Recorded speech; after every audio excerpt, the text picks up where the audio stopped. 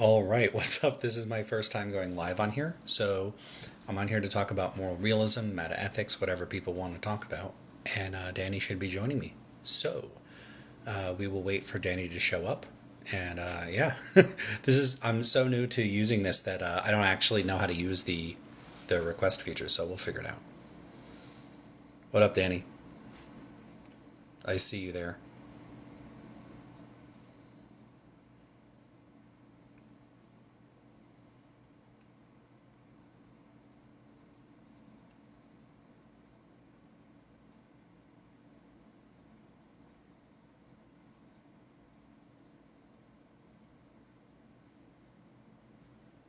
All right, so I don't think I could put it on. It says that I have to go live on 3 separate occasions and go live for 60 minutes.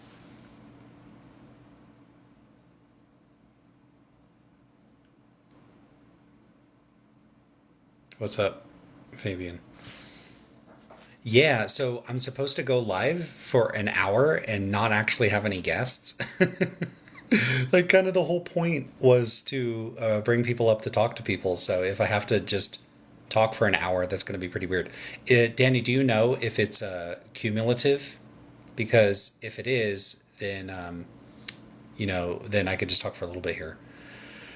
Yeah, so I mean, even the background is set up for guests to come on or for me to talk to people. I didn't know there'd be another requirement that you have to go up here for a whole hour. You don't know. Okay, so that's kind of a bummer. That because now people are joining and I don't have anything set up because I was set up to talk to people. Okay, so what I'll probably do is just quit on here and then wait until I'm ready to do something, or I could talk for like an hour or something. Yeah, I'm seeing from Julie X. Darth Dawkins had to do the same when he started doing lives.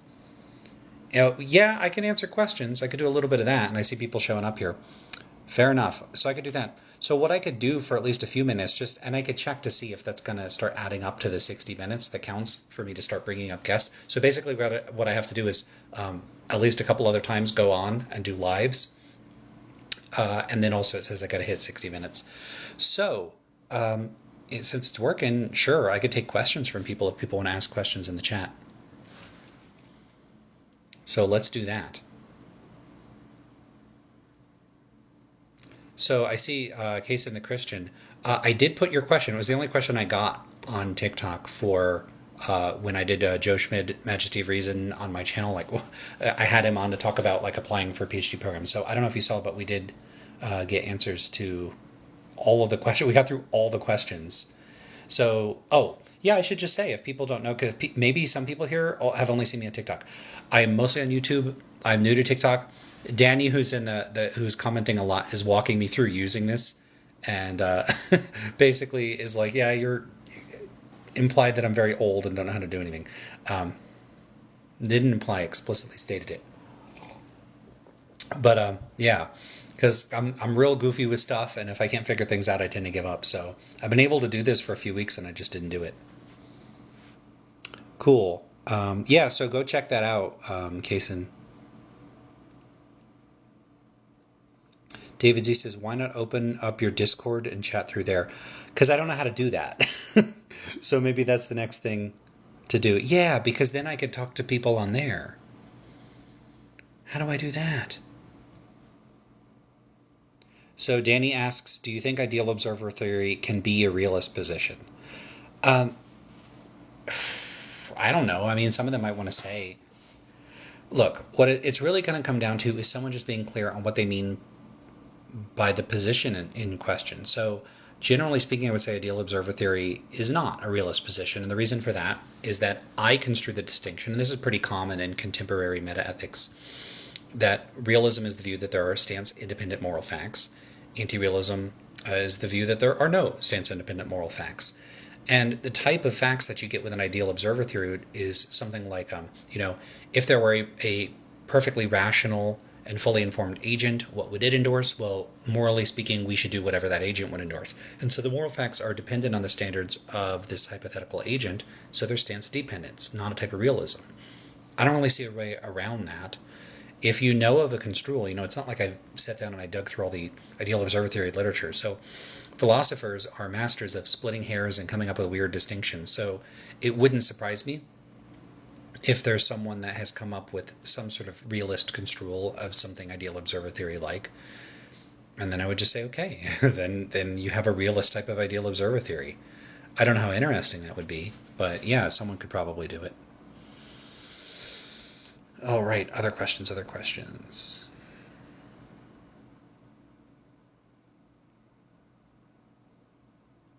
Okay, I don't see any other questions. I do see people saying, hey, I'm doing good. This is my first time doing a live, and I just found out you got to do at least 60 minutes, just being by yourself, which is weird because the only TikToks I watch are like Danny arguing with people and then other people arguing with each other. So I've never seen anybody just like sitting around talking. I guess I've seen people playing music and stuff like that. I'm sorry, I'm not going to be playing music for anybody here. So yeah, it's not going to happen. So, Danny, you got to entertain us, ask some questions. Danny probably left. Is there a way for me to see who's in the... Yeah, I can see who's in here. Cool. Awesome, all right. But if I don't get questions, I don't know what to talk about. So I guess I could say a little bit about what my plan is on here. So I know a lot of people like talking about religion, and I will probably do that just because it's popular. I see one person says, are you an atheist? Yes. Trevor Jerome says, what goal does the 60 minutes fulfill? So I want to bring up like guest requests so I could talk to other people. I was going to hang out here with Danny and then bring people up and talk about metaethics. But when I went to go check that, it says like basically unlock guests, and then it says check requirements. When I look at that, it says go live for 60 minutes. I see it already has 6 out of 60, and then go live on 3 separate days. It looks like I probably have to do both of those. So I'll have to like come back tomorrow and the day after, and only then will I be able to bring up guests. So, physicalist. So I'm not a physicalist. Are morals just subjective? I would say no, but there's a big asterisk there. So let me get to some of these questions. So Trevor, I think that answers your question, that basically it's a requirement for me to bring up guests. And that's really what I want to do here. And I want to do something similar to what Danny does, which is bring up guests. I think one at a time is usually best, although I'm not opposed to there being like panels or groups of people talking. I usually think that gets a little chaotic and it's not my favorite. If people are really into that, I might do it once in a while. I certainly like joining them, but I like one-on-ones. And my big thing is metaethics, and in particular the moral realism, anti-realism dispute. So I'm a moral anti-realist. I endorse a not super popular type of anti-realism. I haven't heard too many people that endorse similar views. Although when I go around talking about my views, the really reassuring and nice thing is frequently people are like, hey, I like that idea. And I've occasionally encountered people that have taken up similar views. And on occasion I've encountered people that endorse similar views and had prior to me meeting them. But it's a kind of view that you don't see in the academic literature a whole lot. And I'll get to that, but I want to answer some other questions. If people have more specific questions about that. I mean, one of them is kind of related. So Kaysen asks if I'm a physicalist. I'm not a physicalist. So it really depends on how you construe physical. I mean, if it's like everything is composed of physical, or the physical, the physical, or physical stuff is all that exists. Well, what do you mean by physical? Like the stuff described by physics? Well, what is that? Because if you're going to say it's whatever there is that's described by physics, that looks like an open promissory note, and it doesn't really tell me what that stuff is. It's like, what is the stuff? What is the physical stuff? The stuff described by physics. It's not. That wouldn't be very helpful. So, what is it for something to be physical? That it is that which is described by physics, or something else? And if it's something else, then what is it? I think that there's problems with construing just what's meant by physicalism in a way that I find satisfactory. Now, if someone says, hey, do you think everything that there is that's out there, like all the stuff you could interact with, is stuff that fundamentally comports with like physics, our best explanations in physics? Yeah. In the sense that I am skeptical that we're ever going to discover anything that like defies the laws of physics or is utterly inexplicable through empirical or scientific means. In that sense, you could say I'm like instrumentally a physicalist, or pragmatically I'm a physicalist, only in the sense that I think that physics is going to give us our best descriptions of what reality is like at a foundational level. That's it. But that's not really a metaphysical claim. It's a claim about like what's going to be the best method for describing certain types of observations or phenomena. You can endorse science and empiricism without having to endorse that the things described by science and empiricism are real in certain weighty metaphysical ways. And I just don't make that further commitment, and I don't think that you really need to.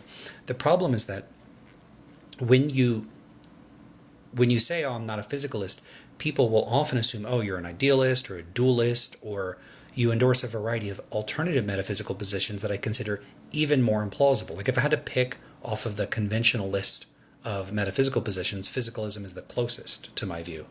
But I don't really like any of the metaphysical positions that are on offer. I prefer, in a certain sense, to not make substantive metaphysical claims at all.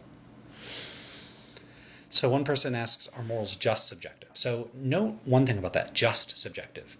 That term just carries connotations, and maybe you didn't intend them, and so I'm not saying that this is a problem with what you said, but just often implies something like less than, or it's not as good as, or there's something, it's a diminished version or a weaker version of some other thing. Some other thing would be more or better or whatever. So that's one connotation that's often used. Again, I'm not saying you intended that, but so if morality was subjective, I wouldn't say it's just subjective, because I don't think subjective values are any less qualitatively or quantitatively valuable or meaningful or whatever than objective values.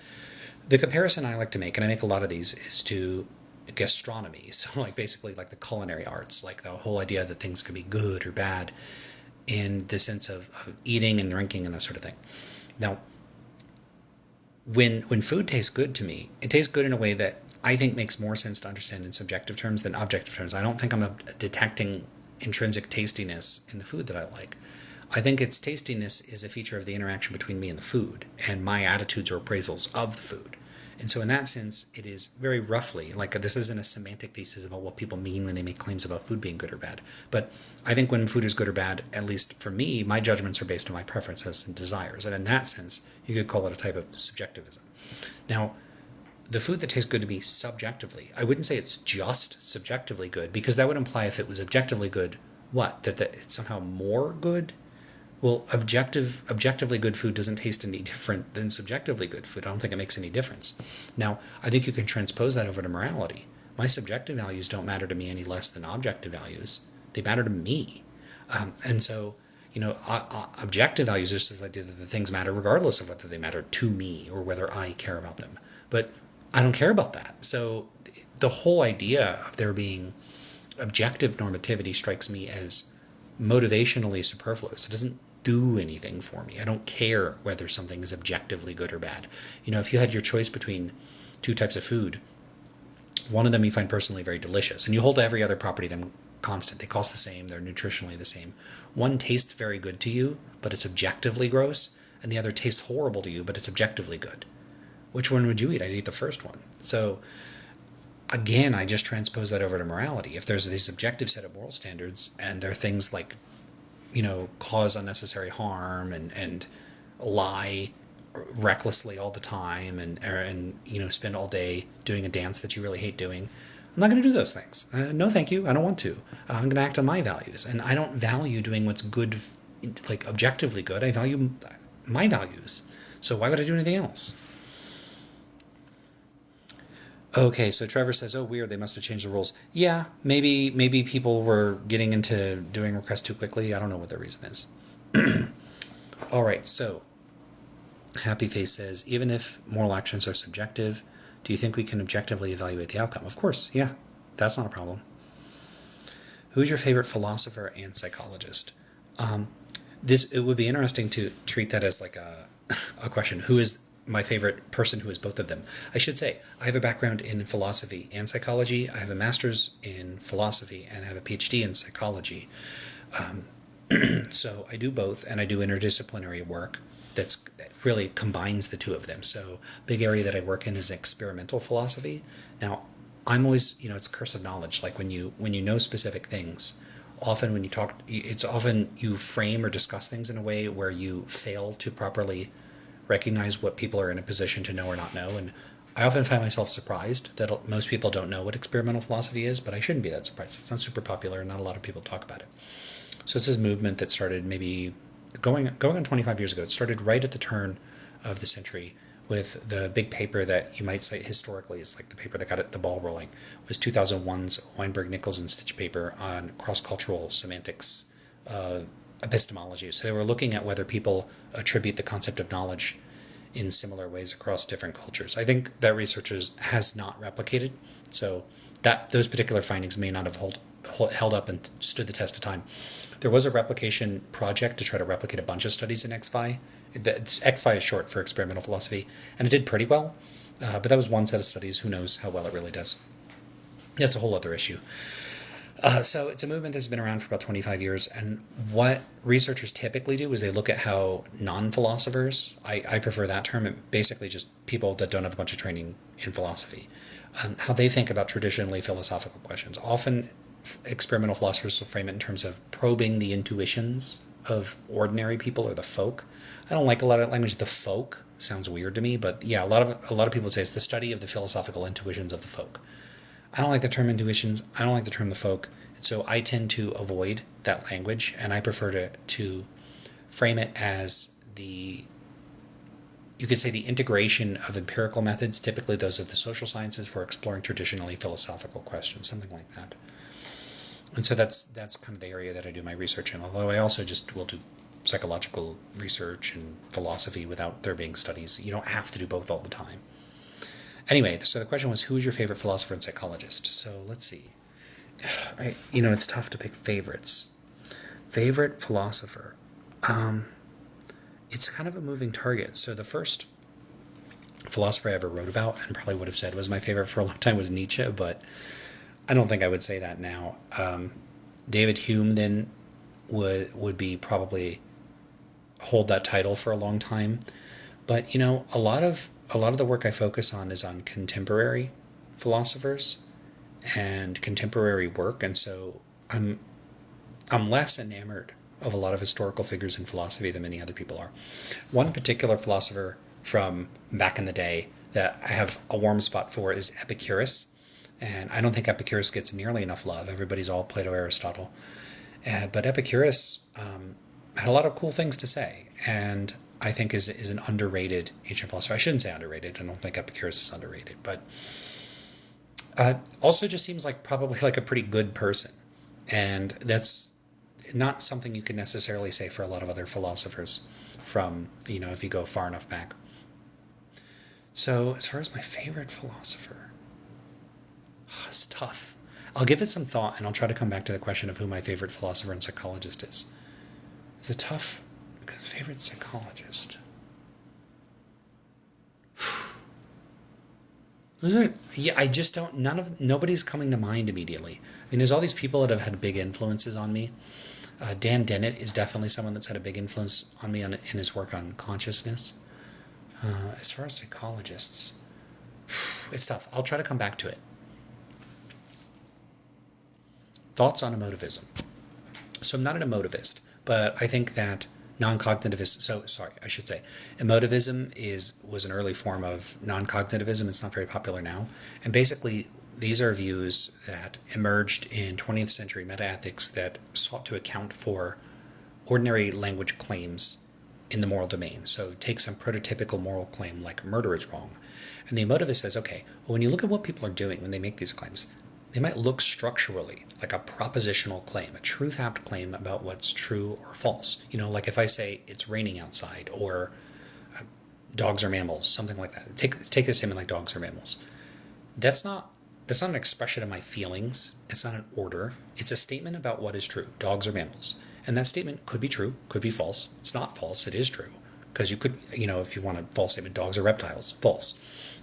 So certain assertions or utterances that people might use, certain, strings of words, are used to express claims that can be evaluated as true or false. Dogs are mammals.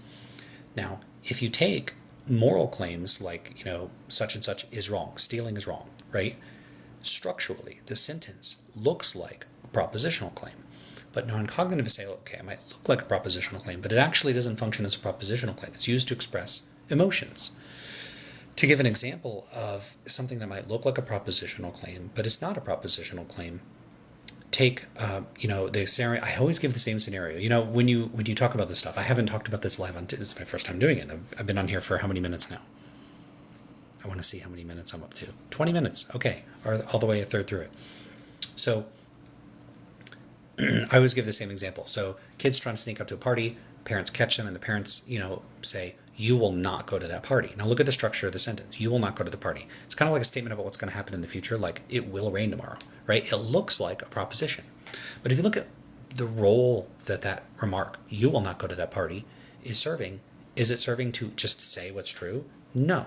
The parents are issuing an imperative. They're giving an order. They're trying to get the kid to do something, which is to not go to the party.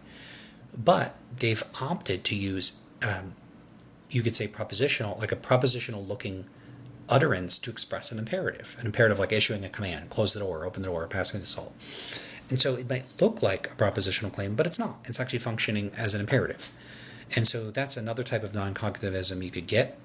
So if you want to look up R.M. Hare was a prominent metaethicist in the 20th century that put forward a view closer to that basically moral statements are like imperatives. But A.J. Ayer proposed emotivism, where it's more like you use the remark to express an attitude or an emotion. So that might be something like, someone serves you that, it's your first time getting a deep dish pizza or whatever, and you take a bite and you go, this is delicious. If you're saying that, are you just trying to inform people, I am asserting propositions, beep boop like a robot? No, probably not. What you could be doing is emoting, and you're emoting using this is delicious. It's like if I said it is raining, that's a proposition, right? But if someone said, is it raining? You go, yeah, it is raining.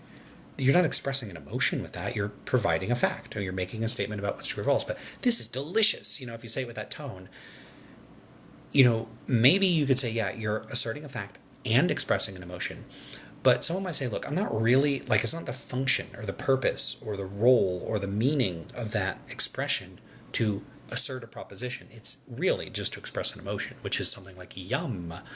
And so this is delicious might look like a proposition, but it's actually an emotional expression.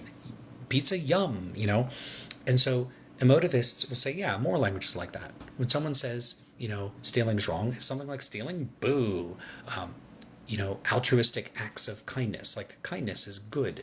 It's not really a propositional claim. It's something like kindness, yay, thumbs up. And so that's the view. So what do I think of the view?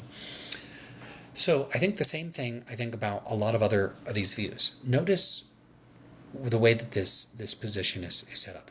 Moral claims express emotions, but do not express propositional attitudes. So in other words, they only express emotions. They don't also assert something that's true or false. Okay, which ones? All of them? Literally every time every person has ever said anything about anything being wrong, they're just expressing an emotion? Well, emotivists don't technically think that.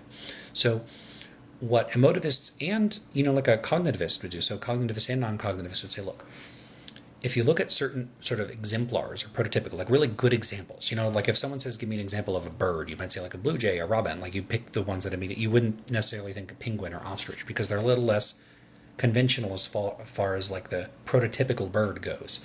So if you start with certain prototypical instances, usages, context in which a person might use moral claims, both, and this is something that Michael Gill points out in this paper it's a paper that's probably the most influential paper for me in determinacy and variability in metaethics, 2009, Michael Gill, look it up, it's a great paper.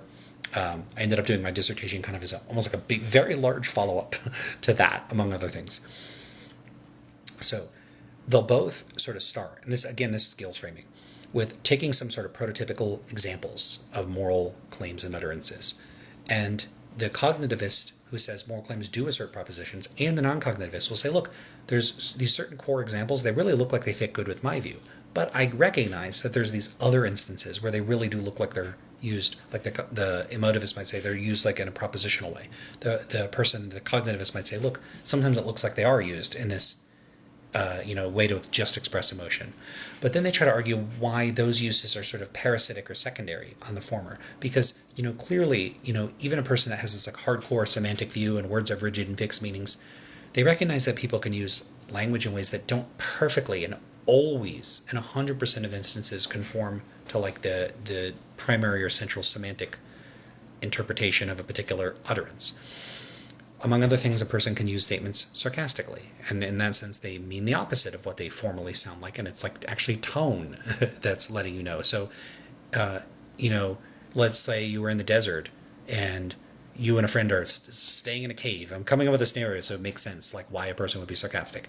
And then your friend hears the sound and they go, "Is it raining?" And you go, "Oh yeah, it's raining in the desert." The tone there is letting them know it's not really raining, even though you literally said it's raining. You literally mean the opposite of what it sounds like. If someone just transcribed it and didn't write parentheses being sarcastic, you would know. This is why often people don't interpret text adequately. You might have interpreted the opposite because they can't. It's hard to pick up on sarcasm and tone and other sorts of things. So, it's not like philosophers aren't aware of sarcasm. And so what you would need to do is say, okay, well, and then, sometimes speakers of a language mess things up or they misspeak, So no view on this would typically, historically, have thought literally 100% of cases. What they would say is it's like the majority and then the rest is like a noise. You could explain it away as, when I say parasitic on it, I mean that there's some sort of primary, or like this is what the language is for, and then there's other ways that people use it sort of on top of it. Like if someone asks you what literally means, and you go up and you have like a textbook definition of literally, and you mean like actually, truly, genuinely the case, it's not meant in a non-metaphorical way, that would be the literal definition of literally. But people have started using literally to mean figuratively or non-literally. And so that use would be, you could say, secondary or parasitic on the original use. And so there is still that sort of core original use of the term, but of course the term could be used in other sorts of ways. And so emotivists and cognitivists would, I think, typically have recognized, there's this sort of it's not 100% of the language comports with our theory better, but ours captures the central primary use of the language, and then the other stuff is like noise, it's extra stuff. Doesn't mean it's useless, but you could explain it away as not really being the genuine function of it. Now, so having said all that, what do I think is wrong with these views? I think basically what Michael Gill thinks, which is that these views have historically relied on the uniformity and determinacy assumption, which is Gill's terminology. They have assumed that when people say things like stealing's wrong, that there is a relatively, it doesn't have to be perfectly, but roughly uniform account of the meaning, or at least you could say there's a uniform, like, correct semantic account, and everything else you sort of discount as not being like part of the correct semantic account. It's like non-literal usages and stuff like that. So roughly or genuinely like uniform usage. So when people use these utterances, this is what they mean by the utterances. This is what the utterances mean. And determinacy is like they actually have a distinct meaning. So the problem with a lot of these theories, like emotivism, like cognitivism, is they'll say stuff like moral utterances express propositions, or moral utterances express only non-propositional content about the person's emotions. And I always ask, like, which ones? Which ones specifically? The primary ones, which ones are those? The problem with these accounts, I think, is that first, many of them rely on what I take to be mistaken assumptions about how language works. And one of the big mistaken assumptions about how language works that a lot of these, I think, implicitly operate on is the view that we can figure out what the sentences and the words themselves mean independent of any particular context of usage.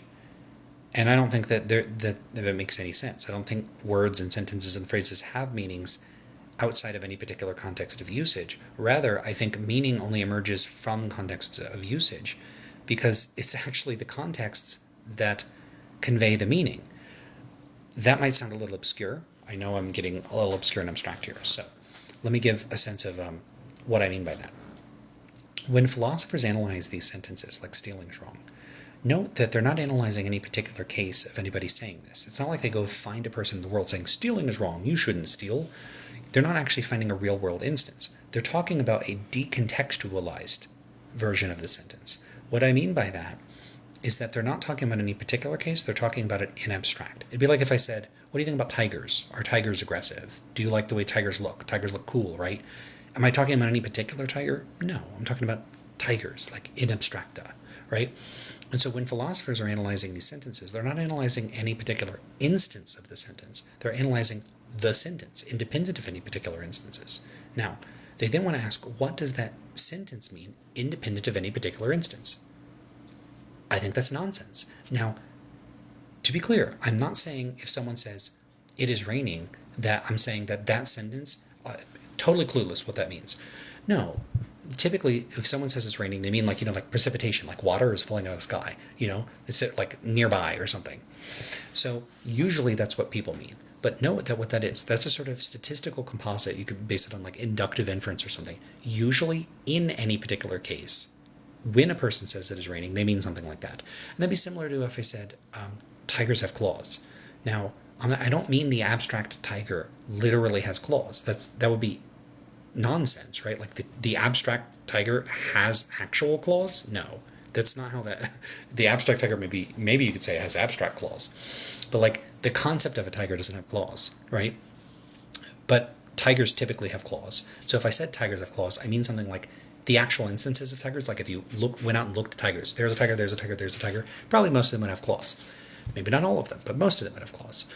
And so if you understand tigers have claws to mean something like the actual instances of tigers in the world typically have claws, then it's a completely reasonable thing to say. And if you say it is raining typically or frequently, or it's the modal usage, like the most common usage out of all the usages, refers to instances in which a person is describing a state of affairs in which, and then you go on to describe like precipitation, right? That would be fine. But that doesn't seem what because notice, if that's the case, you're making an empirical claim about what people are doing in actual instances. But I don't think that's what philosophers are doing. At least not all the time. Some of them would endorse like a language as use of you, like I do, but some of them don't appear to. And so they instead seem to be treating the sentences as having some kind of meaning, independent of any particular instance of use. And that to me doesn't make any sense. It's like asking, if tiger in abstracta has stripes. What? What does that even mean? Tigers can have stripes, but a tiger in abstracta cannot have stripes. That doesn't make any sense. You can imagine the concept of a tiger with stripes. You can imagine the concept of a sentence meaning something in some hypothetical instance, but I don't think sentences have meanings outside of use any more than I think the concept of a tiger has literal stripes. I think it's nonsense. It's a confusion. One way to think about this is to decontextualize something like throwing a rock. This is another example I frequently give. So, a person throws a rock. Why did they throw the rock? What's the purpose of throwing the rock? In abstracta, there isn't one, right? You need to know something about the psychology of the person. What was their goal in throwing the rock? Is it necessarily to cause somebody harm? No, a person could throw a rock to warn somebody, or they could throw a rock. They could be skipping it over the water because they're lost in thought and they're contemplating, or it's a silly thing in a movie where people skip stones or whatever, right? So people can have lots of reasons why they might throw a rock. Now, in order to know why a rock was thrown, you can only analyze that by looking at any particular case in which a rock was thrown, and then ask questions about the goals or attitudes or psychology of the agent that threw the rock. That's the only way you could do it. Rocks aren't just thrown for any particular purpose in abstracta. There has to be a particular case. So I think it's the same thing with analyzing moral claims. Stealing's wrong. What does a person mean when they make that claim? I don't know. You'd have to know something about the person's psychology. Now, we could talk about what people typically mean as a matter of empirical inquiry, but notice, philosophers don't typically do empirical inquiry. You know who does? Experimental philosophers. But this is a recent movement. It's only been around 20 years. So 20th century philosophers were not doing a lot of empirical research to find out what people themselves were intending to communicate when they made moral claims. Instead, they relied almost exclusively on armchair methods. And I think that, in other words, they basically sat around in chairs, thought up sentences, and then thought about what those sentences meant. And again, my view is sentences don't mean anything. So emotivism, like many other mainstream anti-realist positions, seems to me to be committed to this view about language that I just don't share. I don't think sentences have meanings. I think people use sentences to mean things.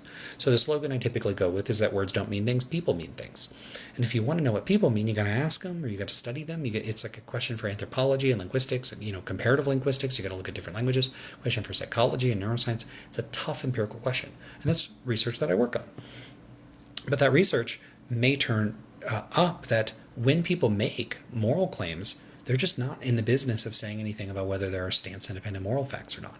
And this is the view I ultimately settled on, is metaethical folk indeterminacy. So this is the view that when ordinary people, non-philosophers, make moral claims, they're not trying to say anything that commits them to anti-realism or realism. They're trying to achieve other sorts of communicative goals when they say stuff like stealing is wrong.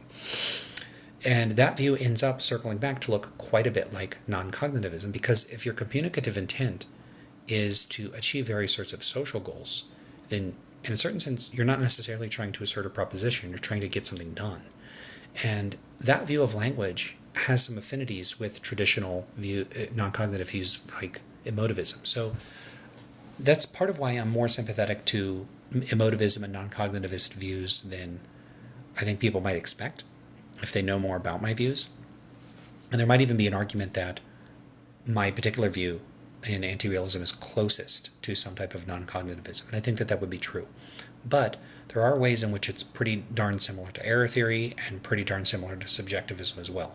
Unfortunately, I just think that the categories that exist in the field are not ideal for capturing things. I think they're too caught up in 20th century metaethics. That was a ridiculously long answer. So let's see what people have said since then. Thanks for all the gifts. I don't even know what a lot of these mean, so I'll have to figure it out. But thank you very much. I'm assuming they're good things. I really don't know what I'm doing. I see badges and stuff. Cool. Thank you, everybody. Okay, what does it mean when someone classifies themselves as a naturalist? So when we're talking in a metaethical context, there's, I guess you could say, a couple major types of naturalism, but it's very roughly the view that moral facts are continuous with or reducible to the natural facts. So they're a type of natural facts. So type of natural facts would be facts about like the properties of water, or chemical properties in general, or other sorts of things. And someone might say, for instance, I think psychological facts are natural facts. They're facts about the function and operation of brains or whatever, nervous systems. And so on that view, you could understand psychology by doing science, by doing empirical work. And that's very roughly what people have in mind when they talk about naturalism and metaethics, is they're saying, hey, the moral facts are something we could find out about through conventional empirical and scientific inquiry, or at the very least, when we find out about what these facts are, maybe there's a little philosophical work you got to do. They're going to be something that would be consistent with and understandable in terms of those scientific facts. So to give a very crude example, you could go with a very simple form of analytic naturalism, which basically treats moral claims as synonymous with certain non-moral claims. So that might be something like the claim stealing is wrong. Wrong there might, and this would be like one particular count. When you analyze what wrongness means, moral wrongness, it means something like tends to reduce well-being or increase suffering. And so you could then understand the claim stealing is wrong to mean something like stealing increases suffering. So the statement stealing is wrong just means, is synonymous with the statement stealing causes suffering, or stealing reduces well-being. And then you could say, okay, well, well-being and suffering, those are natural phenomena. They're things you could discover in the world. And so you could actually find out what the moral facts are by knowing this. You have this analytic relation between the moral claim and some natural claim. It's reduced to or understandable in terms of some non-moral claims that are themselves discoverable scientifically. So once you have that identity between the two, and the latter is basically amenable to scientific inquiry, you can find out what the moral facts are using conventional empirical methods. So that's roughly what naturalists are getting at. And that's in contrast to non-naturalists. And non-naturalists would say you can't do that. You can't reduce the moral facts to some type of natural fact. They might say that the moral facts are sui generis. They're sort of their own kind of thing, and they can't be understood in these scientific or empirical terms. And they have a variety of ways of getting at that. The most famous, and it's really what kickstarted 20th century metaethics itself, was G.E. Moore. And G.E. Moore proposed this open question, I think it was in 1902 or 1903 when that book came out. And in the book, Moore is like, look, let's say you try to do that. You try to do this analytic association between some moral claim and some natural claim. Give me 1 second. Let me see, because Danny was supposed to talk to me, and maybe he's messaged me, and I'm not paying attention. 1 second. We will see. No? Nothing. Okay, cool. So let's say you try to do that, and let's go with our example. Stealing is wrong just means that stealing reduces suffering. Or sorry, stealing increases suffering. So what Moore pointed out is, for anyone, or I guess you could say argue, I should avoid that language pointed out, because pointed out seems to presuppose that it's correct, and maybe it's not correct. And I don't really buy the open question argument as being decisive anyway. Anyway, so for any statement like, suffering is bad, or like suffering is wrong, or it would increase suffering, you could ask, oh, well, let me stick with the statement stealing is wrong just means stealing increases suffering. But you could ask, is causing suffering wrong? And you have to sort of prompt your intuitions and think about how you feel about that. Some questions, when you ask them, would seem closed, and some questions would seem open. So what's a closed question? A closed question is that, like, it's not a legitimate question. The answer is bound up in the meaning of the terms that you used. As long as you understand those terms, then you know whether the question is legitimate. So, let's say we take, just to simplify, bachelor means an unmarried man, and then someone says, well, they're an unmarried man, but are they a bachelor? It's kind of a nonsense question, right? And it's a nonsense question because bachelor just means an unmarried man. So they're an unmarried man, but are they a bachelor it's an absurd question. It's a closed question because there'd be no point. You already know the answer. But an open question is one where the question sort of remains open. It's a legitimate question to ask. So if someone says, it causes suffering, but is it wrong? Well, that doesn't have that obvious analytically closed feel, like where basically one thing is synonymous with the other. And so this can prompt the intuition. These are not synonymous. It is an open question. And so we still need to ask, well, what is it for something to be good? And so whatever it is, it looks like for any instance in which you attempt to reduce or identify or analyze a moral utterance in terms of some natural fact, like, well, it causes suffering, or it increases cooperation, or it's consistent with the standards that an agent that's fully informed on a daily rational would endorse. You could then follow it with the question, but is that good? Is that right? Is that wrong? Is that bad, morally speaking? And Moore's point is, it seems like this is an open question for all of these attempts at naturalizing moral language. And so, since we can't naturalize moral language, the best conclusion to reach is moral claims aren't claims about what's the natural. They're not reducible to natural facts, and so naturalism is just wrong. It doesn't really capture what we're doing with moral language. Whatever we're doing with moral language, it's referring to non-natural moral facts.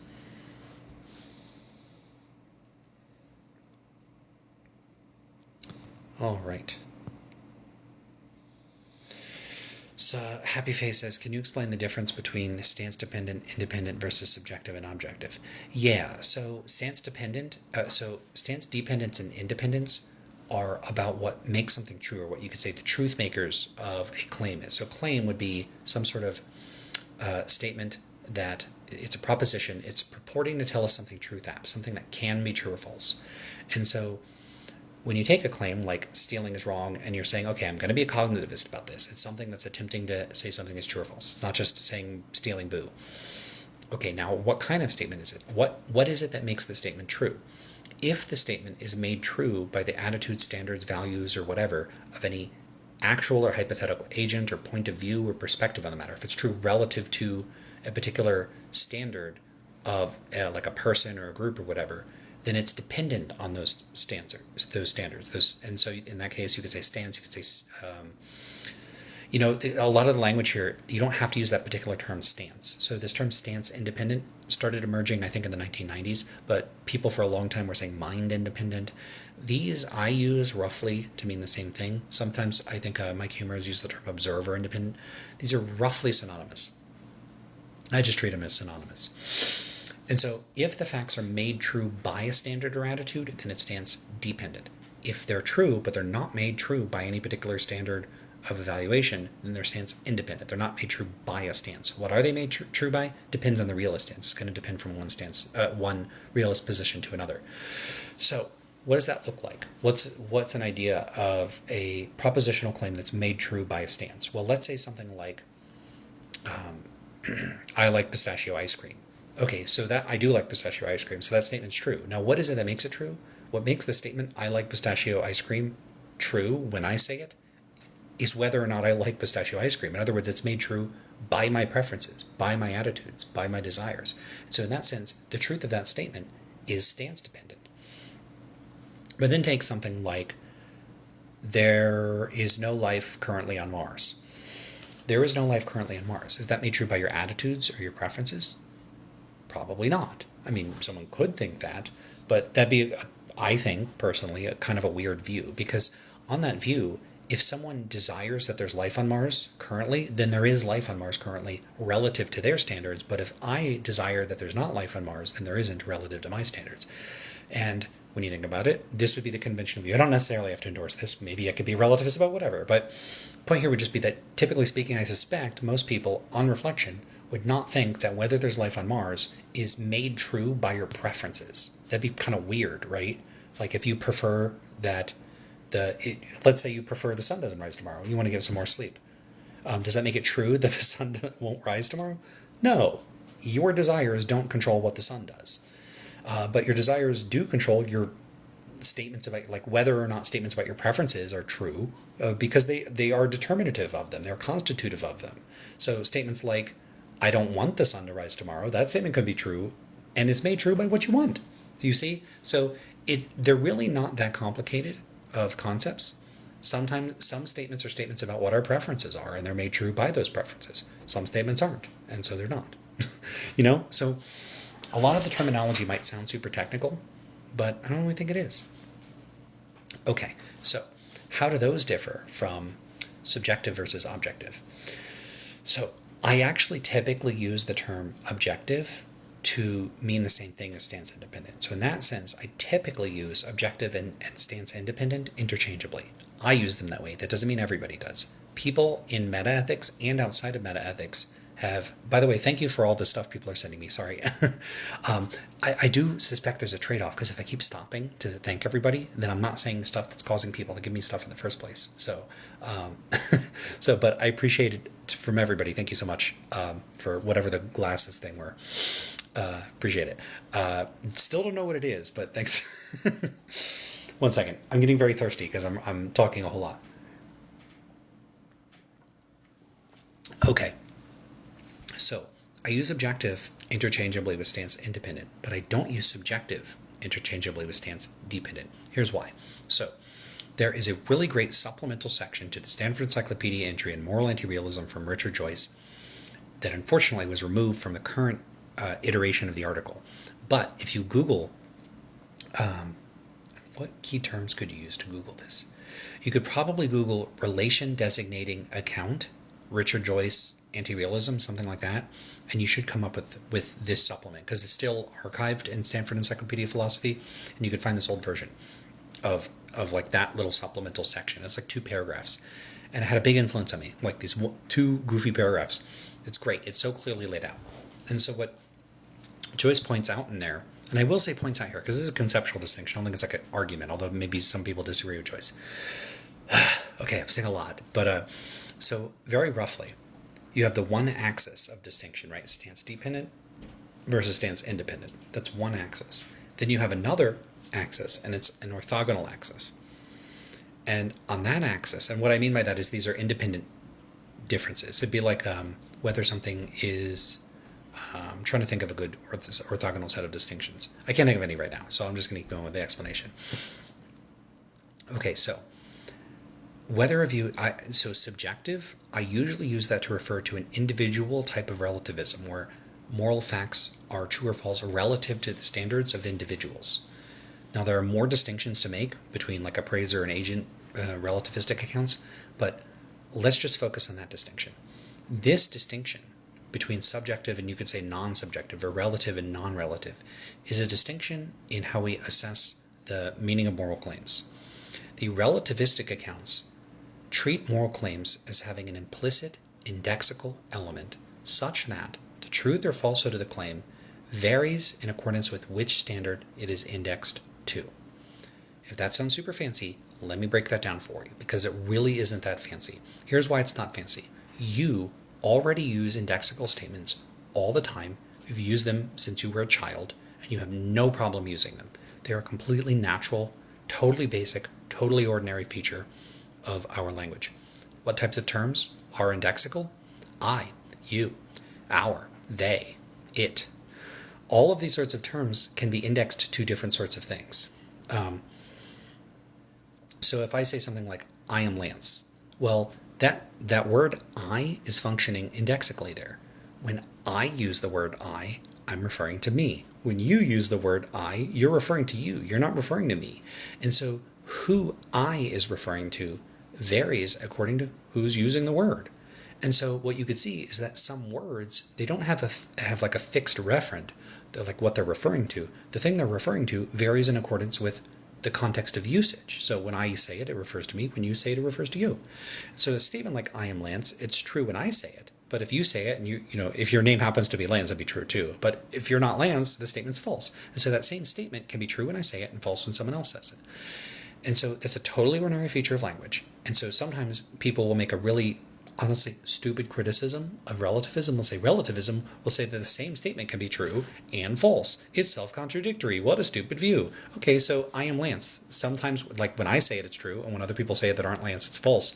Does that mean that the statement I am Lance is self-contradictory? It's so stupid. No, there's nothing stupid about that. It's because we all recognize I am Lance. I can vary who that's referring to. So in those cases, and the same thing with like you, like if I say you are watching this video right now, if you are, it's true. If you're not, you're not. You wouldn't know about it because you're not going to hear me say it. But clearly, if I'm referring to you, that can vary depending on the context. So we already use indexicals all the time. And so relativistic views basically just treat claims like stealing is wrong as have an implicit, like it's not explicitly stated, it's there, but it's like in parentheses. No one's saying it out loud. But you could make it explicit. And in that case, on the relativist view, you could like translate a statement like stealing is wrong. Imagine you did that. So then you say stealing is inconsistent with my moral standards. Well, stealing is generally inconsistent with my moral standards. So that statement, stealing is inconsistent with my moral standards. Or you could say, I disapprove of stealing, or stealing is incompatible with my moral commitments, or stealing violates the moral values I'm committed to. You see, there's lots of variations of doing this. But notice, once you make it explicit, you're saying, you're indexing the statement. So indexing it, you're saying, it's true according to this standard. And once you do that, there's no problem with these statements being true. So another example of this would be something like, you can index statements about game rules to the game in question or the sport in question. So you are permitted to touch the ball with your hands is true in basketball and false in soccer unless you're the goalie. And so that statement, it's true or false depending on which game it's indexed to, which game it refers to. So according to this game, it's true. According to this game, it's false. So the relativist just treats moral claims as being like that. So the moral claims are true or false relative to some standard or another standard. The key component of that, what's essential to that, is that whether any given moral claim is true or false can vary based on which standard it is indexed to. And so you have one dimension. Is it dependent on a stance or not dependent on a stance? And the other is it indexed to a standard or is it not indexed to a standard? And those can technically come apart. And the reason that they could technically come apart is because you can have a stance-dependent account where the moral facts are made true by stances, but moral claims like stealing is wrong, they don't have any indexical component, and so the truth status of the claim cannot vary. What's an example of that? Well, it's something I talked about at the start of this live. The example of that would be something like ideal observer theory. So this is a view that says, okay, well, if you want to figure out what's morally right or wrong, you got to think of like basically what a super being would favor, right? A being that knows everything and is perfectly rational and doesn't have any biases. Whatever that being would favor, that's what it's right to do. And someone might suppose that that being, like, it's not like there's different versions of this being. It's not the perfect version of you and the perfect version of me, and they would want different things. No. We'd all converge in principle on the same standards and values. So there's one correct set of standards. But the correct set of standards do depend on a stance, the stance of this hypothetical being. So it's stance dependent, but there's no relativizing. There's no indexing. And so stance dependent, but non-relative. You could also have relativism that's not indexed to a standard. You could say that, you could get really weird with it. You could say whether something is morally right or wrong depends on your horoscope, like your astrological sign. So if you're Libra, this is the moral standards you got to subscribe to. And if you're Gemini, you subscribe to a different set of moral standards. Well, that's not determined by your attitudes, your preferences, or stances. It's determined by, like, when you were born. Something weird like that.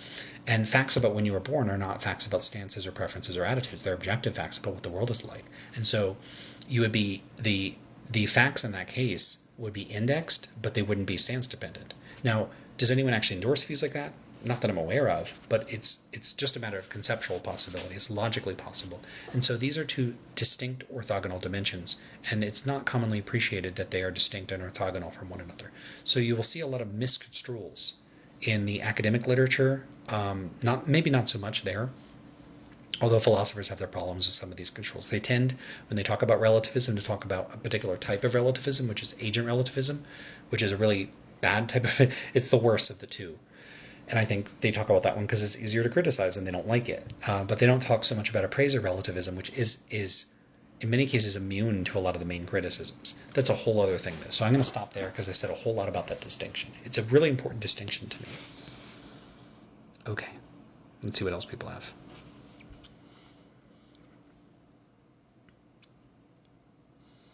All right, I see experimental philosophy of the smiley face. Cool, glad people, yeah, just Google it, you'll find stuff on it.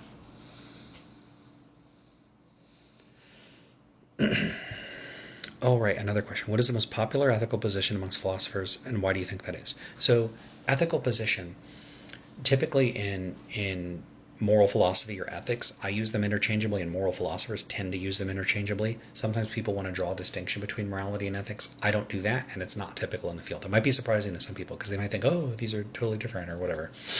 Yeah, we tend to use them the same way. Sometimes philosophers actually get rid of distinctions rather than adding to them, which I don't think is a bad thing. I actually approve of this one. Okay, so typically the field is split up into three major branches, which is metaethics, which is what I've been talking about. Notice I'm not really talking about, I haven't said much of anything about whether I think, something is right or wrong, or principles of moral rightness or goodness or badness. I'm not really saying anything about that, because I'm talking about metaethics, which deals with abstract questions about the fundamental nature of morality. But there's also a sort of mid-tier set of questions, and these are the sort of principles governing right and wrong. This would be your utilitarianism, consequentialism, deontology, virtue ethics, those sorts of accounts. And these are the accounts that basically are setting up the principles or foundations of governing action, of what's right or wrong, good or bad.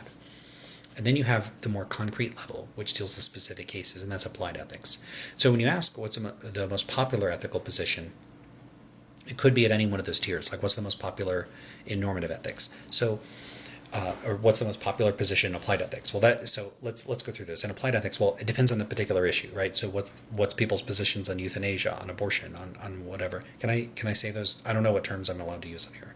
So specific issues is typically biomedical issues like that, but it could be other issues. I'll try to use more mundane things like stealing or lying. Okay, so then it would be unanswerable. It would depend on the issue. In normative ethics, I should say there actually is some survey research on this. So there's this big survey that was put up by Bourget and Chalmers. It's called the 2020 Phil Papers Survey. That's another thing. If you Google that, Phil Papers, it's PHILPAPERS 2020 Phil Papers Survey. You could find the results from that survey. Sent out to a bunch of people. They had 1,785 responses, mostly from, I think it was about half of them were people in the United States. So they did their best to try to get a pretty broad sample. But there's always going to be demographic issues when you send these surveys out, so it didn't get to everybody. Anyway, so they have all the demographic data. Interpret that as you will. It's not going to give you the sense of what every philosopher thinks. So what they found there was a pretty even split between deontology, consequentialism, and virtue ethics. They were all like 30-something%. Maybe consequentialism like 28% or something. I don't remember the exact numbers. I could look them up, but I'm not going to. They're all about a third. They're pretty evenly tied. I think deontology might have been the most popular of the three. And philosophers always get the option on these surveys to pick like other or accommodation or whatever. Although I think those are added. So if you said you favored two, you were added to both percentages. Which you would think maybe they could add up to more than 100%, but I don't know that they did. I don't remember the percent. Basically, they're about tied. So I think consequentialism might have been a little less popular. But when it comes to most popular normative moral position, they're about evenly split between the three major theories, which leaves out some other theories, which is kind of a bummer. In metaethics, the most popular position is the position I reject, which is moral realism. Moral realism is endorsed by, on that survey, at least 62% of philosophers, mostly analytic philosophers. So it'd probably be lower for continental philosophers, and I haven't seen a survey on them. And some continental philosophers answered the survey. So, maybe I could look by which one they identified with as continental or analytic and see if it changed. Even so, I just gotta admit, most philosophers appear to be moral realists. It's not quite 2/3, but it's getting there. Whereas I think it was something like 26% endorsed moral anti-realism. If you're wondering about the other ones, they pick a variety of other positions, like other, and I pick a different view, I reject this distinction, that kind of thing. So only about a quarter are anti-realists, not quite, but approaching 2/3 are realists. So I have the less popular view here. Now, I also reject all of the main anti-realist positions, which is error theory, non-cognitivism, and relativism. So, there might be two people that have similar views to me. There's not a lot. So, yeah, that's why do I think that is? It's a good question. Why? So, why is realism the most popular position? Well, the first thing to say is that it wasn't historically in 20th century metaethics.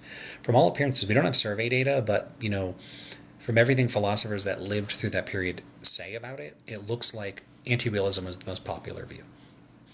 And then things started to change, and it looks like a big swing started coming in the 80s with the rise of like a sort of resurgence of naturalist accounts of realism. And then in the 90s into the present, non-naturalism has once again been on the rise. And if you're wondering, like, are most philosophers most realist philosophers, like that 62%, how does it subdivide?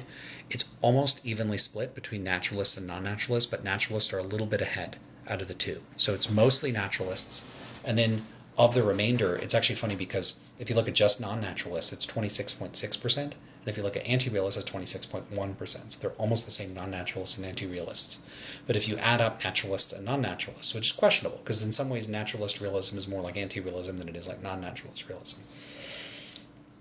If you add the two up, you get that 62. It's mostly naturalists.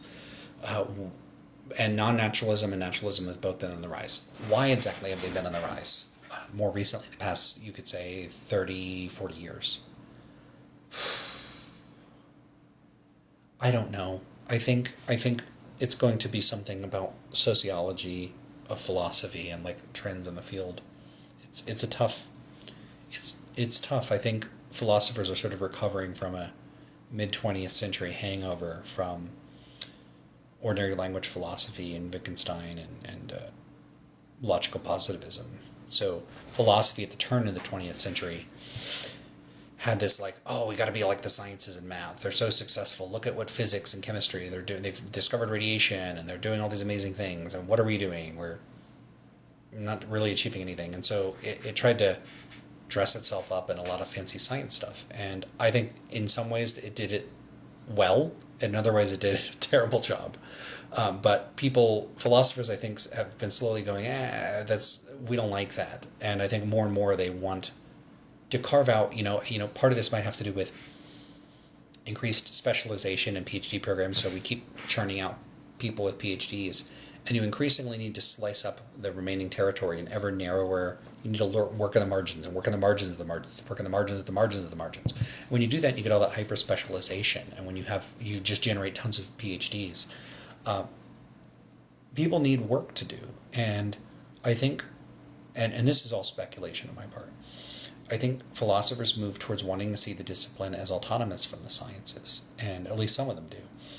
And they've wanted to carve out their own methodological space, and I think that attracts people that take a non-empirical approach to things, whereas, on my view, I'm an empiricist. I think that philosophy should have kept doing what it's doing, which is work more closely with the sciences and not see itself as discontinuous or apart from them.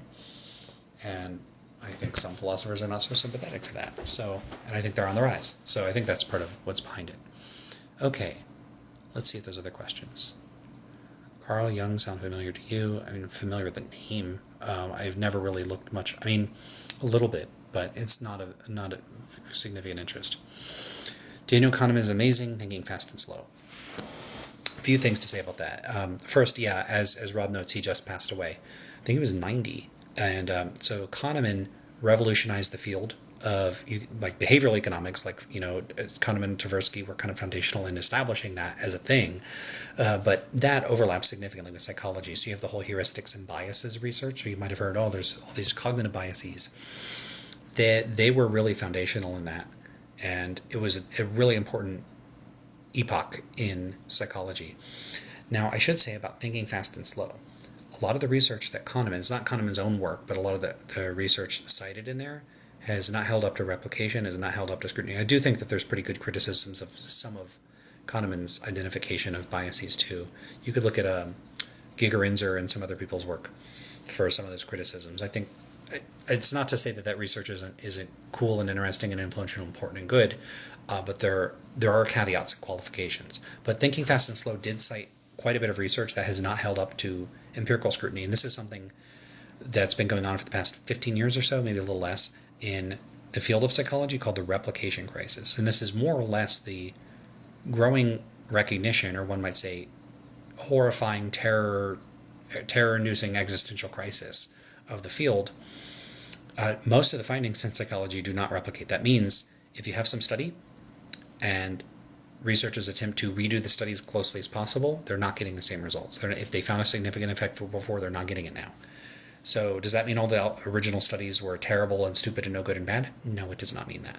Sometimes you just get null results. That's a standard part of doing psychological research and of science in general. Sometimes even if your theory is correct or your explanation is correct, by chance you'll get a null result. That just happens. People have heard of false positives and false negatives on like a test for like a diagnostic test for an illness or something. Even if you have the illness, sometimes it'll say you don't. Even if you don't, sometimes it'll say you do. That just happens. And in different cases, there'll be different mechanisms or reasons why. So, psychology, basically, we started to realize you redo these studies and they just don't replicate. Now, why is that? There's a bunch of reasons. Some of it is just that a lot of times, I don't know if I want to get into all the reasons, but a lot of times researchers used very small sample sizes, and if you run a bunch of studies with small sample sizes, you're going to get false positives if you do this frequently enough. But a big part of it is this stuff called p-hacking. So basically what happened, let's say even if I run enough people to where there's probably, let's say I run a bunch of measures on 200 people, right? If I have enough measures and I have enough demographic variables about those people, and I analyze the data in the way I intended to all along, and I don't get a statistically significant result, I could look at it, throw out some outliers, reanalyze the data. So basically results that are too far from the mean of the distribution of whatever measure I care about. I throw out the outliers, reanalyze. Not good enough. I still, like, let's say my p-value is 0.4, nowhere near good enough. Throw out some outliers, 0.32, not good enough. You need it under 0.05. Look at it as anybody that took more than 10 minutes to fill out the study, they're probably not really taking it seriously. Anyone that took less than 1 minute, they probably weren't. Throw them all out. Reanalyze. Oh, now I'm down to 0.24. Looking pretty good. And so if you keep reanalyzing the data, now in principle, that's actually, you could do that. You would just need to make statistical corrections for the fact that you analyze the data like 17 different times. You could do that. It's just that the p-value threshold you're going to need to hit is going to get increasingly lower, and it's going to get harder to hit.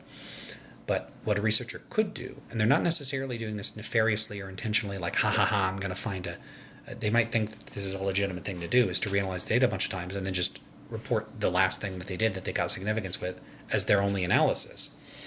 And so basically people can slice and dice the data until they get the results that they want, to simplify it. And that's a big thing that people do. There's also publication bias and others. So even if people all ran their studies, analyzed them one way, they planned it in advance, they're going to analyze it this way, and that's the way it is.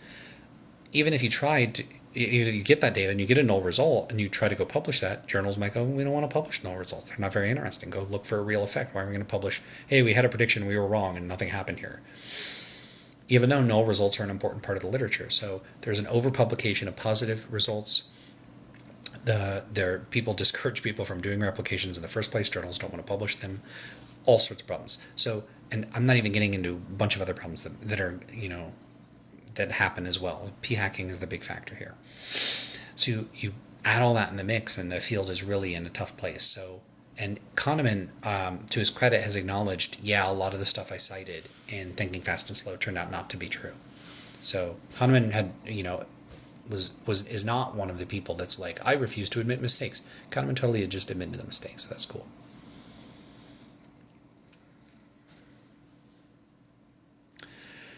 So you have, given your moral position, how can you say they are a good person?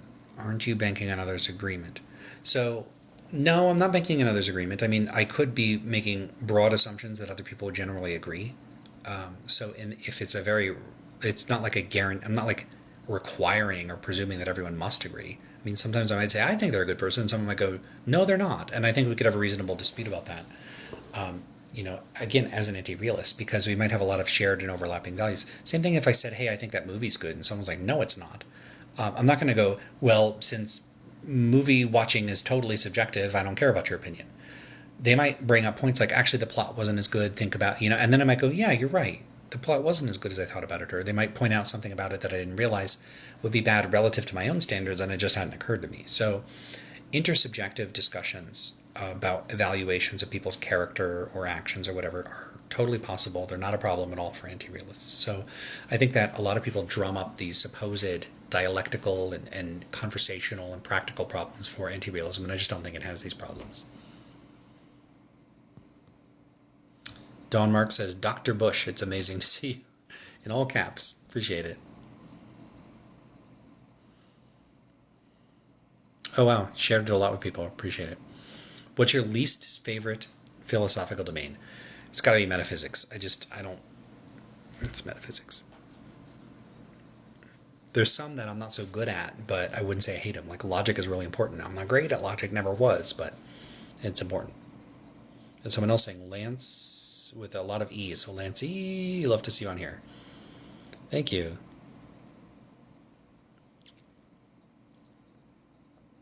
All right. I'm still going through. Why is there no objective truth? Well, I don't know if you mean objective truth about morality or objective truth in a general sense, because those are very different questions. When it comes to morality, I would just, there's a few things to say. I mean, one is I don't think anyone's presented good arguments for moral realism. I don't have any inclination to think moral realism is true. I don't find it intuitive. I don't find it to be an accurate description of the way the ordinary people speak or think. I just don't find it to be a particular, I'm not motivated to endorse the view. It would be like if someone insisted that there's objective facts about what food tastes good or bad. What are you talking about? Why would I be inclined to think that? And then if the answer is never forthcoming, I'm not going to think that, because it doesn't even strike me as plausible in the first place. It's a big reaction that I have to realism. But also, I think anti-realism falls pretty naturally out of a generally accurate empirical description of what the world is like. So we describe all these facts in the world, and at no point in modeling what the world is like and trying to figure things out is there ever any need to posit the existence of stance-independent normative facts of any kind, moral or otherwise. They're not needed to do anything. They don't explain anything. They don't account for anything. There's no observations or phenomena that I think they need to account for. Now, if someone says, but what about the fact that most philosophers are realists? How do you explain the fact that most of them endorse realism? And in that case, you would need some type of error theory, some theory of why it is that they're all making a mistake. And that does put some onus on me. It's not like I have no work to do. I have to explain, well, if I'm right and they're wrong, how is it that so many people that have studied the topic and are very smart and knowledgeable and well-read on the topic are wrong anyway? And I do think I owe people an account of that. And there are some things to say about that, but it's very hard to demonstrate why specific individuals are mistaken. This is just really hard to do. The very rough answer is that it's a bunch of stuff in psychology and philosophy and history. A big factor, I think, is that a lot of philosophers are failing to take proper stock. Basically, they're putting too much confidence in the superficial impressions that they get from introspection and phenomenology. I think they put too much stock in that and think that they can make judgments about, like, for instance, one of the things that I think too many philosophers are confident about is that most people, like the common sense view, is a realist view, and most people speak or think like realists. I think whether most people speak or think like realists is an empirical question, and I don't think the empirical evidence supports that view. And I think if it were widely held by philosophers that it's not the case that most people speak and think like realists by default, I think that would undercut a lot of support that philosophers show towards realism. I think a lot of the reason realism is popular is it enjoys the presumption of being a kind of default position or a commonsensical position, whereas anti-realism is treated as this skeptical position. And I don't think I'm skeptical in that sort of sociological sense that there is some mainstream view and I'm a denier of it. I don't think so. I don't think realism is the mainstream view as far as the way ordinary people speak or think. Now you might say, so you're saying they're all anti-realists? No, I don't think they have views on this matter. Something I wanted to point out earlier. Do most people have a view on how to interpret quantum mechanics? No. Do most people, when they say 2 + 2 = 4, they're adding up a tip for the bill at a restaurant, are they endorsing mathematical Platonism or anti-Platonism? No, probably not. And that Platonist example is one that Michael Gill himself gives in that paper that I mentioned earlier. People don't need big heavy-duty theories behind what they say and do to say and do things. They just don't need them. It's superfluous. It doesn't make any practical difference. Now, that's something realists might disagree with me about, and even anti-realists might disagree with me about, but that's one of my positions. So, once I'm able to bring up guests and realists and anti-realists disagree, I'll talk to all of them. As far as why there's no objective truth in the broader sense, we need to, talk about like a correspondence theory of truth and why I don't endorse that, and why I think a pragmatic view is better, and why there's sort of perspectival elements to that. There is a sense, because I make a distinction between like whether there was life on Mars and whether chocolate ice cream is good or not. I want to preserve that distinction, and so I generally will speak in terms of objective truth, referring to the former out of the two. I think I can't remember the order I presented them in. But what I would mean by objective truth is maybe a little different than what is conventionally meant by that.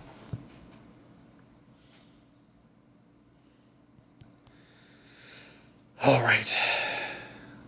Someone says it's Moneyline. So if people are sending stuff and it's money, then thank you all. I really appreciate it.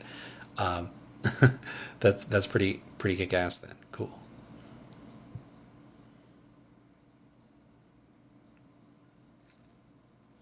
Moral anti-realists don't think objective truth doesn't exist. Yeah, so I'm losing my voice from talking, which is weird because I will do streams on YouTube for like 3 hours. I think part of it is I'm straining to talk quietly. It's people sleeping. Can't wake them up.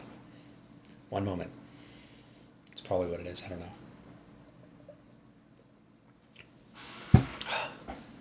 Oh yeah, and I ate a bunch of popcorn. So that's probably contributing. Give me a second. I bet I hit the 60 minutes already. So what do I just pop into lives for anyone that's joined now?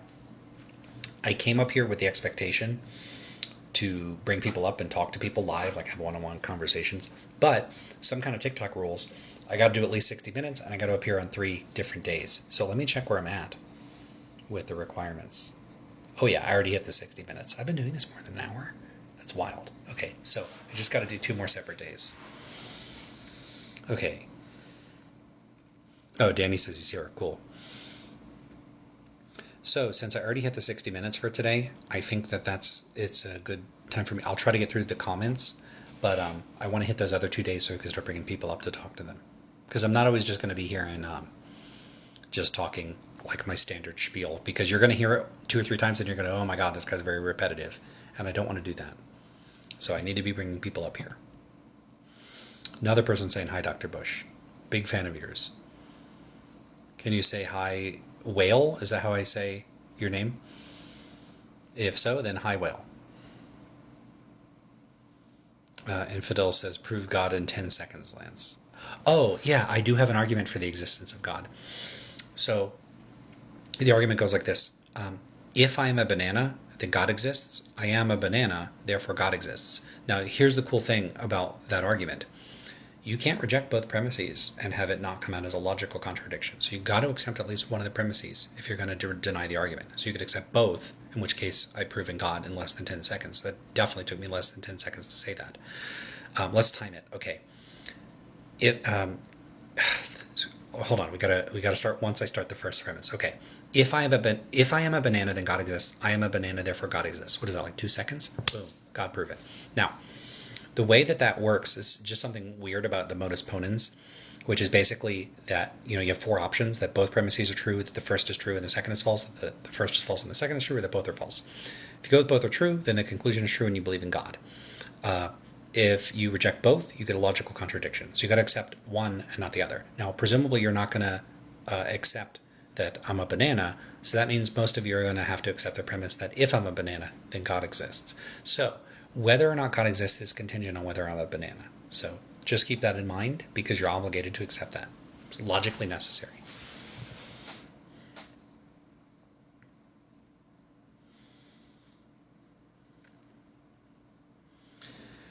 Dr. Bush, would you say you're a physicalist in the attitudinal sense? I don't know what you mean by the attitudinal sense. I mean, I operate like I'm an empiricist, and I don't know why people are so wedded to that term physicalism. Not to say you are, but why can't people just say they're empiricists? Basically, I think you figure things out empirically.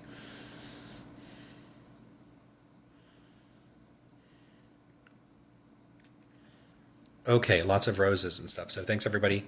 I'm going through here looking for questions, and it's just millions of roses, which is awesome. Thoughts on the Grim Reaper paradox? I'm not familiar enough with it offhand to have any sort of like prepared comments. It's the kind of thing where I read it, it exits my brain 5 minutes later, and then it's the kind of thing I have to sit down and prepare to deal with. Pretty much out of like all these paradoxes, the only one I can really recall is the Monty Hall paradox because it's so much fun. I'm not up for, because I said I hit my 60 minutes, so I'm not sure I'm up for talking about Monty Hall. Maybe I shouldn't say too much about it, because I really like presenting it to people and seeing how people react to it. And if I talk about it too much, you're going to go look it up. So if I say don't look it up, then people are going to look it up. Whatever. Don't look it up. I'll talk about it sometime. Now you're totally going to look it up. Anyway, then you'll have fun on your own, and I don't get to be part of it. But the Monty Hall paradox, I mean, it's not really a paradox. The Monty Hall problem, I guess you could say, is super interesting. I guess I like the probability ones. All right. Again, thanks everybody.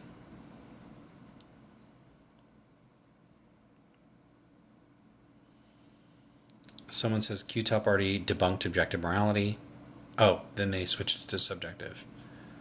I doubt that, but okay. So Infidel clarified, like, most people believing unaliving is bad. That would be true. If that's in reference to the discussion about, like, what's the most popular ethical position, yeah, I'm still, like, I'd have to get clear on the questions. That's the kind of thing where when I'm able to take requests, come up and talk to me, and then it would be great, because then you'd be able to clarify and then be able to address the question adequately. All right. Somebody says morality is objective. It is not. Morality is not objective. You're wrong.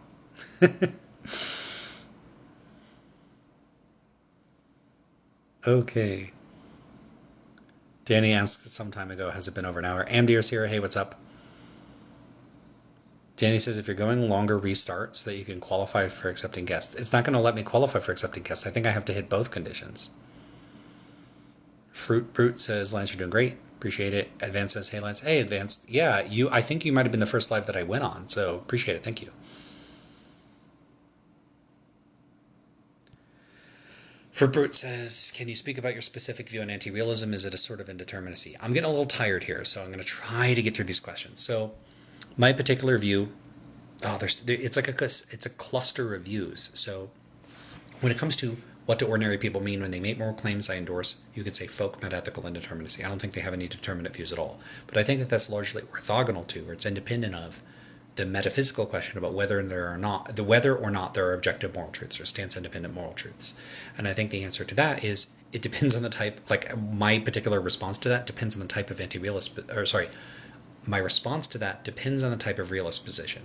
I tend to have different positions on the realist naturalist accounts and the realist non-naturalist accounts. And then even within those categories, they sometimes overlap, or I take different positions on different ones of the different realist views.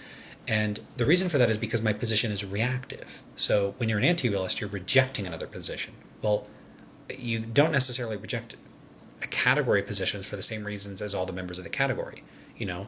So if you don't like the movies made by a particular director, you might dislike one movie from that director because it had a bad script, and another movie from that same director because of like bad cinematography or something like that. And so if someone says, well, why don't you like their movies? You can't just say bad writing or bad cinematography. You'd say, well, I dislike this one because of the bad writing and this one because of the bad cinematography.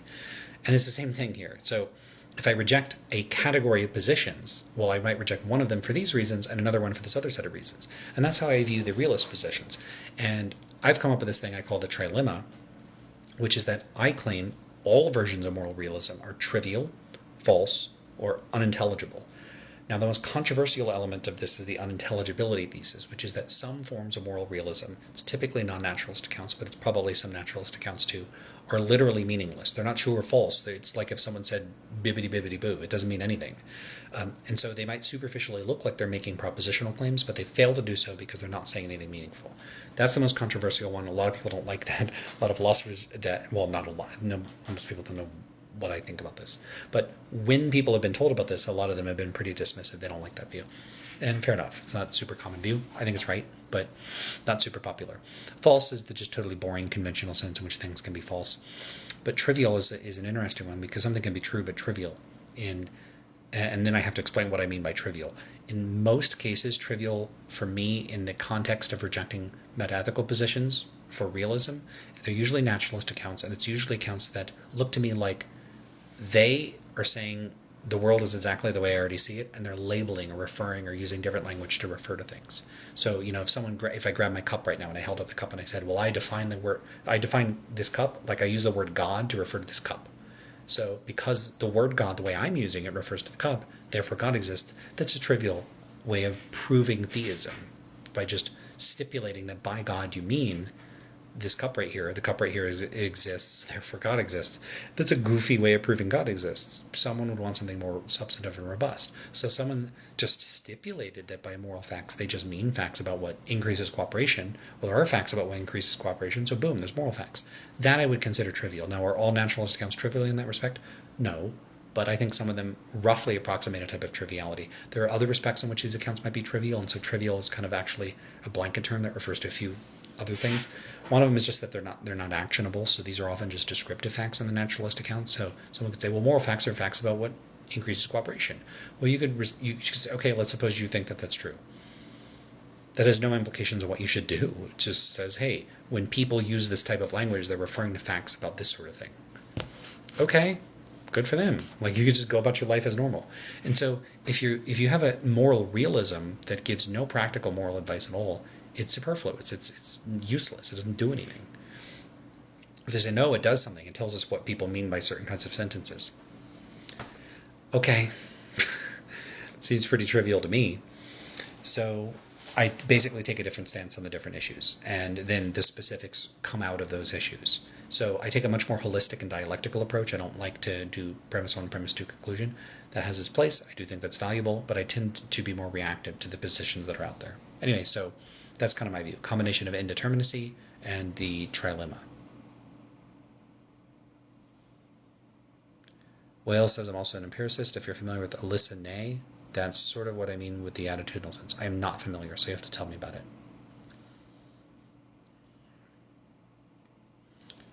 Curious how you would get a contradiction by denying both of your premises there. Oh, and dear, we're going to have to go over that later, because I'll have to pull up a truth table and show you how that works. But it definitely works. I drew out the truth table just to prove it to myself, and it definitely works. So you could draw the truth table. It's just a modus ponens truth table. Draw it out and assign false to both of the premises, and then see what follows from that. You get a contradiction. Okay, I think I'm all caught up then. Great. Okay, so I'm going to close things out for today. Thanks everybody for being here. This is a lot of fun. I'm already tripping up over my words because I don't know why, but I will be back probably soon, because now that I know that I have this target, like I got to get on here 2 more times. I got to do this 2 more times, and then I'll be able to bring up guests, and then you're all welcome to come up. But for now, keep asking questions in the comments, because when I started, I was a little worried I wouldn't be able to do it, but apparently I could talk for an hour just from comments. So, cool. All right, everybody. See you later.